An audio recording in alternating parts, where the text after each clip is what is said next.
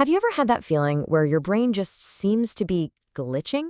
You walk into a room and completely forget why you're there. Or you're trying to find a word and it's right there on the tip of your tongue, but you just can't grab it. It can feel like you have worse brain fog than your parents, even though you're decades younger.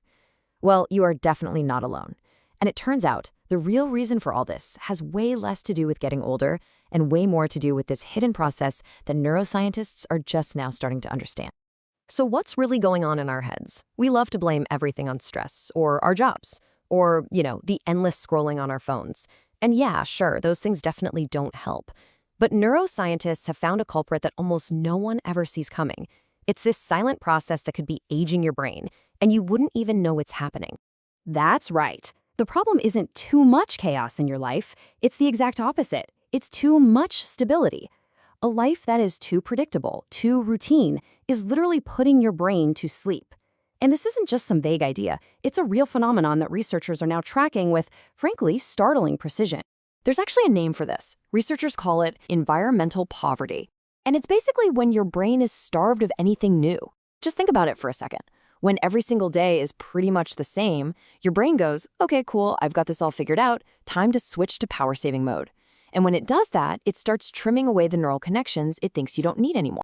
And that power-saving mode, it comes at a huge cost. Brain scans actually confirm that adults who live these really routine-bound lives have brains that appear functionally older. We're talking 6 to 7 years older than people who embrace a little more variety. So that efficient, predictable life you've worked so hard to build might actually be sabotaging you. But here's the really good news. This isn't a life sentence. In fact, there are 4 super counterintuitive ways to completely reverse it. So our first method, and I know this is going to sound a little nuts, is to create a little bit of daily chaos. Now, we're not talking about quitting your job and moving to a new country tomorrow. We're talking about small, deliberate disruptions that kind of shock your brain back into action. And this can be so simple, like rearrange your desk at work, or even just try brushing your teeth with your non-dominant hand. It feels weird, right? That's because your brain loves being efficient, so it hates this kind of uncertainty. It's forced to wake up, to pay attention, and to build totally new pathways to handle the new information. It's basically the cognitive equivalent of taking your brain to the gym. And the results are, well, they're absolutely staggering. A massive 5-year study tracked 3,000 adults, and it found that the ones who intentionally added these tiny disruptions into their lives had brains that scanned, on average, 13 years younger than their actual age. I mean, that is a huge return for just taking a different street on your way home from work. You can literally see the impact right down to the structure of your brain. A study from UC Irvine took it a step further.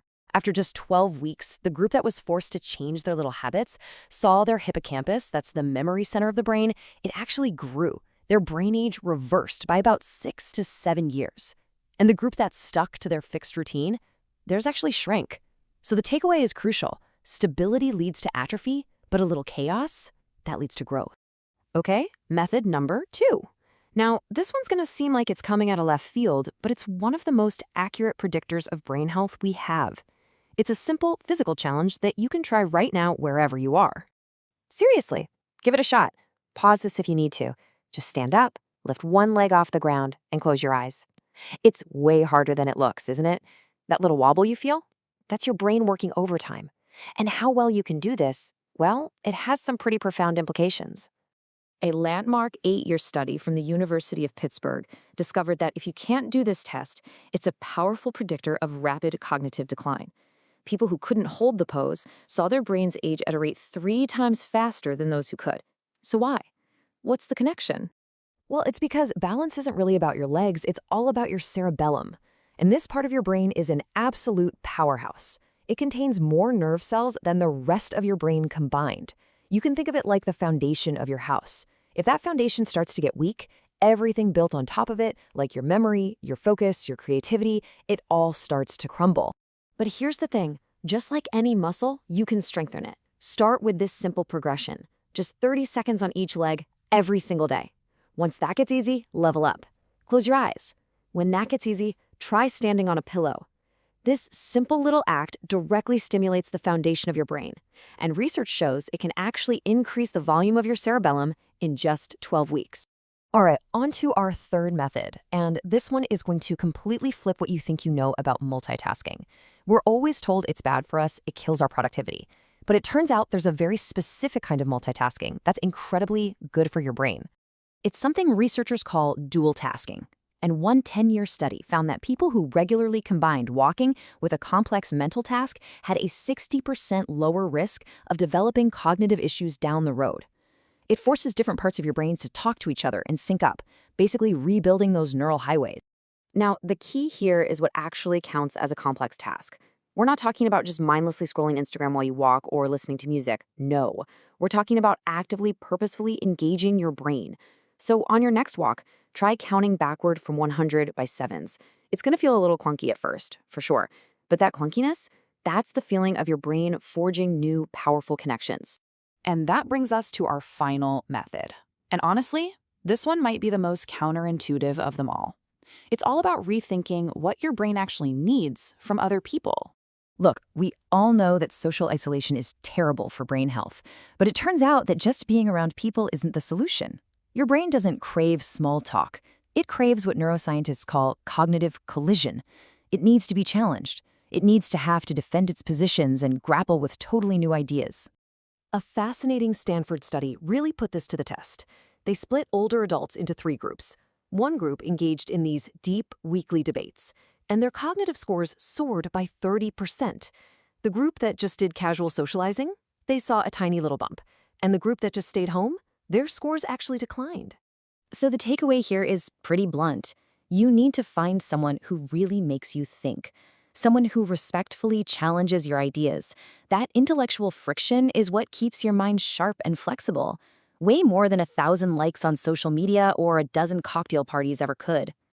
Okay, so let's put this all together. These 4 methods might seem like they're all separate things, but when you combine them, they create this incredible synergistic effect that can fundamentally reboot your brain's entire operating system. So just think of these as the 4 pillars of a younger brain.